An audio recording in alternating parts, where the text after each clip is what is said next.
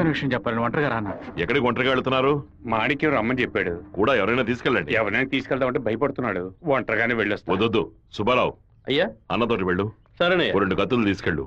లోపలే దాక్కుని చూడు. బెజవాడ పెద్ద దగ్గర ఎంక్వైరీ చేశాను. ఆ డ్రైవర్ ని పంపించింది మురళీ ట్రావెల్స్ గోవిందరాజు. వాడికి వీరభద్రానికి పెద్ద లింక్ ఉందన్నా. పెట్రోల్ బంక్ వెళ్ళాడనా? వెళ్ళే సాకుతో మన ప్లాన్ లీక్ వచ్చేస్తాడో ఏమో, వెళ్ళి వేస్తాడ్రా అన్నా.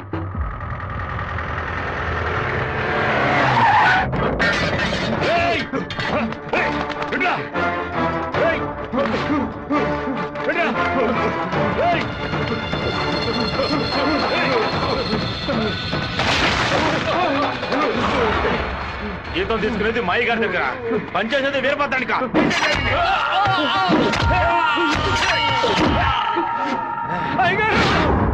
మన సత్యమూర్తి అన్నది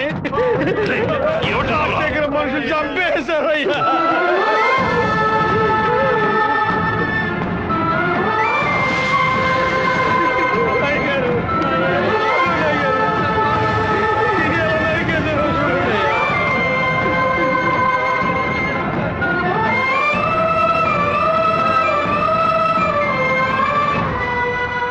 నేను దిగి ఇద్దరు నరికేసి ఉండేవాడినయ్యా. కానీ ఒకవేళ నాకు ఏదైనా జరిగితే ఆ కబురు మీకు అందకుండా పోతుందని నోరు మోసుకుని ఉండిపోయినయ్యా. కరెంటు కట్ చేస్తారట, ఫోన్ చేస్తే పోలీసులు రారట. పదవిలో ఉన్నామన్న పొగరు. సరే, అందరూ ఇళ్లకు వెళ్ళండి. మీ పెళ్ళాం పిల్లల్ని జాగ్రత్తగా చూసుకుని ఇంట్లోనే ఉండండి. మమ్మల్ని అందరినీ ఇంటికి వెళ్ళి జాగ్రత్తగా ఉండమని చెప్పి మీరు ఒక్కరే వాడితో పోరాడతారా? మిమ్మల్ని ఇక్కడ ఒంటరిగా వదిలేసి మేము మా పిల్లలను వాటేసుకుని పడుకుంటాం అనుకున్నారా? ఇన్నేళ్ళు మా అందరి కోసం మీరు ఎంత కష్టపడ్డారో తెలుసాయి గారు. ఈ రోజు మీకు సమస్య వస్తే మేము ఎలా ఊరుకుంటాం అనుకున్నారు? మేమేం చేతగాని వాళ్ళం కాదు. ఒకడు మీ ఇంట్లోకి దూరి మీ మీద చెయ్యేశాడంటే అదంతా మేము సత్యాగే జరుగుతుందయ్యా. శివ, సత్యమూర్తి అన్నింటికి పోలీసులు ఎంక్వైరీకి వచ్చారంట. ఎంతమంది వచ్చినా సరే ఒక్కళ్ళు కూడా వదిలిపెట్టాం. నరికి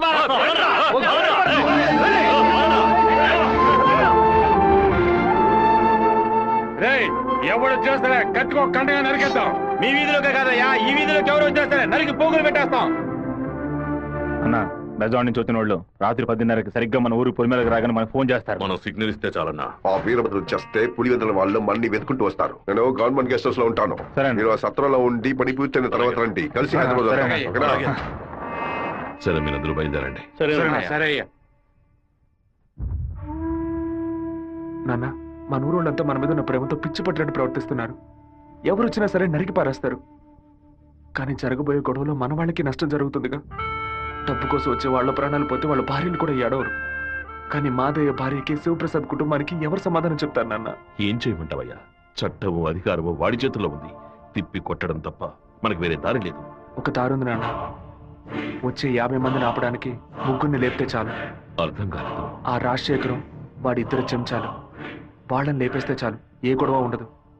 మేము నలుగురం చాలు నాన్న. పెళ్లి పెట్టాకు లేని వాళ్ళు. మేము చచ్చినా ఎవరూ బాధపడరు. కానీ ఖచ్చితంగా చచ్చేలోగా ఆ ముగ్గురిని లేపేస్తాం. వద్దు బాబు, అందుకు నేను ఒప్పుకోను. భయపడకండి అన్న, నాకేం కాదు. 1 గంట ముందు నా ఫ్రెండ్ ఒకడు తిరుపతి మాయాలాజ్లో నా పేరు మీద రూమ్ తీసుకున్నాడు. కరెక్ట్గా 10 గంటకి రాజశేఖరాన్ని లేపేస్తే నేను రేణుగుంట ఎయిర్పోర్ట్కి వెళ్ళిపోతాను. వాడు అదే సమయానికి రూమ్ ఖాళీ చేసి ఎయిర్పోర్ట్కి వచ్చేస్తాడు. అక్కడి నుంచి హైదరాబాద్ వెళ్ళి నేను మలేషియా వెళ్ళిపోతాను. 6 నెలలు, సంవత్సరం ఆగి నేను తిరిగి వచ్చేస్తాను నాన్న. పోలీస్ రికార్డ్స్లో నా పేరుండే ఛాన్సే లేదు. నేను బాగుండాలని మీరు నాకు పాస్పోర్ట్ ఇప్పించారు. అప్పుడు అది ఉపయోగపడలేదు. ఇప్పుడు అదే మరి అన్ని సమస్యల నుంచి బయటపడేస్తుంది. అయ్యో, ఎందుకమ్మా, ఎందుకు ఏడుస్తున్నావు? 25 ఏళ్ళగా నాన్న కత్తి పట్టుకున్నప్పుడు ఎప్పుడైనా నువ్వు ఏడ్చావా? ఇప్పుడు ఎందుకు ఏడుస్తున్నావు? కొడుకు మీద ప్రేమ. నీ కొడుకు బాగుండాలని దేవుడికి దండం పెట్టుకో. అంతేగాని ఇలా ఏడ్చి నన్ను పిరికోండి చేయకు. భగవంతుడా, ఏడవకమ్మా. ఏడిస్తే నేను తట్టుకోలేను. నాయనా, నీకేమైనా అయితే మాకు బాధ ఉండదనుకున్నావా? మేమందరం బండరాళ్ళం అనుకున్నావంట్రా. నిన్ను నమ్ముకొని వచ్చిందే ఒక పిల్ల. దానికి నేనే సమాధానం చెప్తాన్రా. చెప్పరా?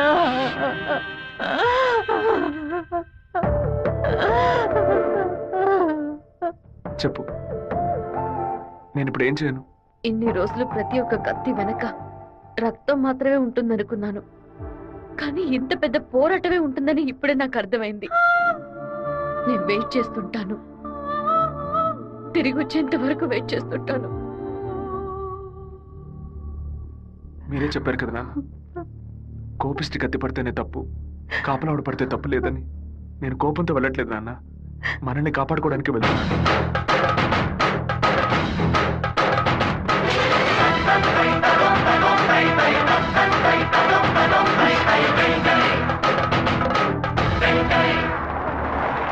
సార్, మీరు ఊరెళ్ళే వరకు డిఎస్పీ మీతో ఉండమని చెప్పారు సార్.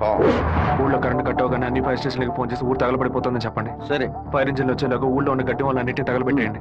పోలీసులే మనం పిలిస్తే రారు, ఫైర్ మెన్ ఎవరు పిలిచినా వస్తాడు. ఆడవాళ్ళని పిల్లల్ని పాకల్లో ఉండొద్దు, జాగ్రత్తగా ఉండమని చెప్పండి. సరే బాబు, నేను వస్తాను. నేను బ్రహ్మచారినే. నాకు పెళ్లి కాలేదని అప్పుడప్పుడు బాధపడుతూ ఉంటా, కానీ దానికి ఒక అర్హత ఉందని ఇప్పుడు తెలుసుకున్నా. మన సత్యమూర్తాన్ని చంపిన ఆ దొంగ నా కొడుకు పీక్ కొరికి రక్తం తాకుండా వదిలిపెట్టు బాబు.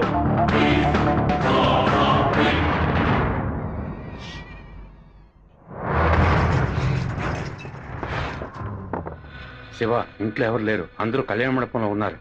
మనం చాలా జాగ్రత్తగా ఉండాలి. ముందు ప్లాన్ చేసి వాళ్ళని 2 గ్రూపులుగా విడదీసి ఊరు బయటికి తీసుకెళ్ళాలి. చిన్నాయన, టైం 10:30 కావస్తుంది, ఇంతవరకు ఏ కబురు లేదు.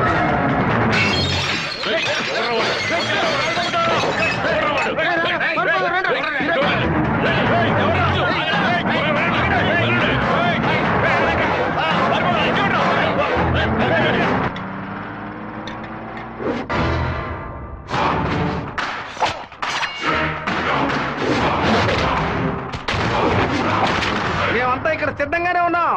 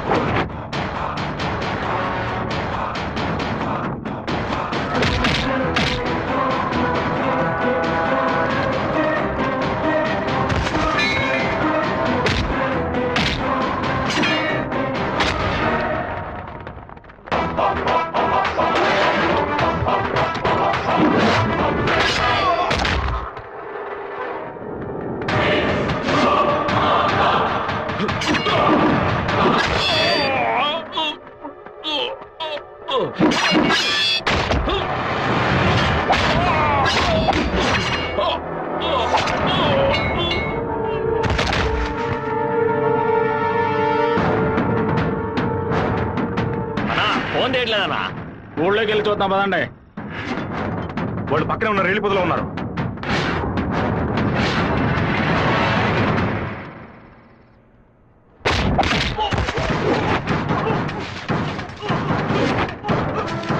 చిన్నాయన, కాగడాలు వెలిగించండి.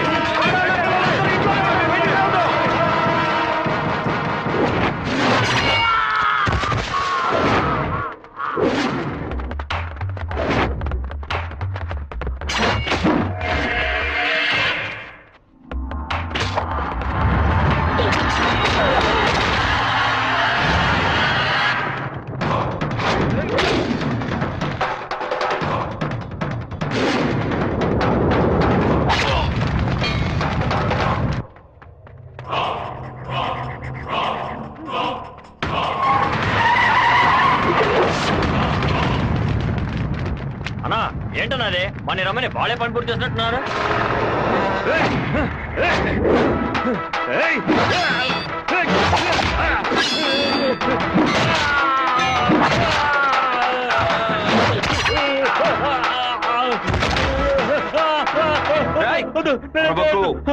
నేను నిన్ను పూర్తిగా నరకలేదు, పైపైన నరికాను.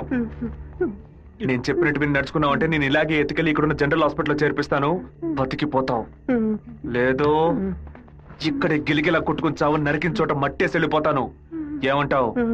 నేను చెప్పింది చెప్పినట్టు చేస్తాను. వీరభద్రాన్ని అమ్మోరు గుడి పక్కన కొలం దగ్గర బంధించి ఉంచామన్నా. నిజంగానే అంటున్నావా? అన్న వెంటనే రా అన్నా. అన్నా, ఎక్కడికి వెళ్తున్నారు?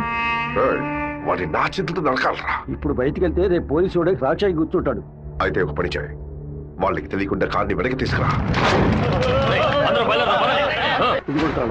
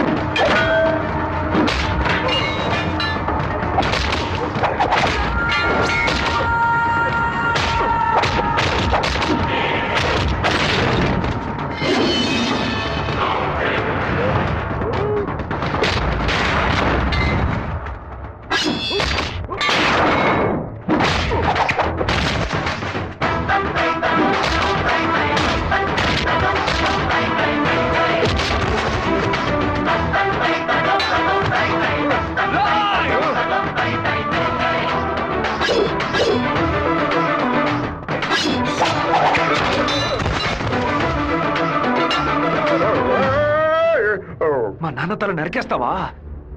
నా కుటుంబాన్ని లేపేస్తావా?